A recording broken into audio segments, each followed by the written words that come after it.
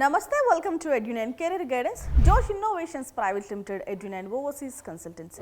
ఈ వీడియోలో మనం లెనోరా ఇన్స్టిట్యూట్ ఆఫ్ డెంటల్ సైన్సెస్ గురించి అయితే మాట్లాడుకుందామండి. ఈ కాలేజ్ రాజమహేంద్రవరంలో ఉంది, అంటే రాజమండ్రిలో ఉంది.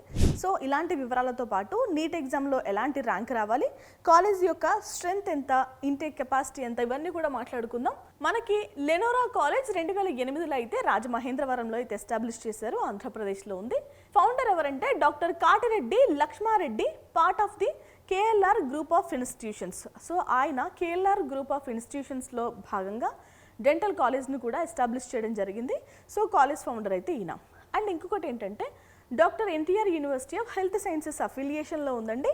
DCI dental council of India, అలాగే ministry of health and family welfare, government of ఇండియాతో పాటు గవర్నమెంట్ ఆఫ్ ఏపీ యొక్క గుర్తింపు కూడా కాలేజ్కి ఉంది.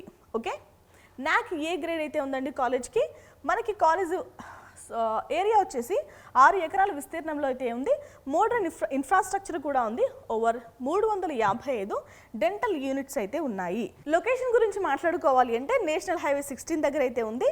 రాజానగరం ప్రాంతంలో నియర్ HP పెట్రోల్ పంప్ అయితే ఉంటుంది కదా, అక్కడ ఉంది రాజమహేంద్రవరంలో. సో ఇది రాజమహేంద్రవరం వచ్చేసి మనకి ఈస్ట్ గోదావరి జిల్లాలో ఉంటుంది, రైట్. ఇక ఆంధ్రప్రదేశ్ రాష్ట్రంలో. ఓకే, ఇది కాలేజ్కి సంబంధించిన బ్రీఫ్ ఇన్ఫర్మేషన్. ఇక ఎలిజిబిలిటీ గురించి మాట్లాడుకుందాం.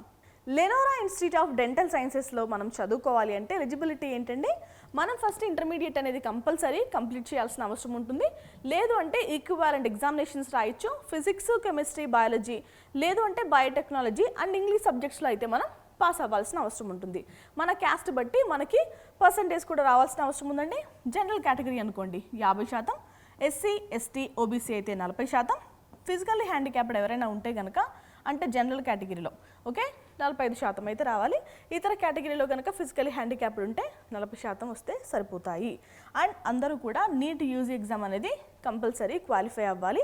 అండ్ ఇంకొక విషయం ఏంటంటే మీకు అడ్మిషన్ తీసుకునే టైంకి అంటే డిసెంబర్ 31, 2025 సంవత్సరం నాటికి 17 సంవత్సరాలు నిండి ఉండాలి. అంటే అడ్మిషన్ తీసుకుంటున్న ఇయర్కి డిసెంబర్ 31 నాటికి 17 సంవత్సరాలు నిండి ఉండాలి.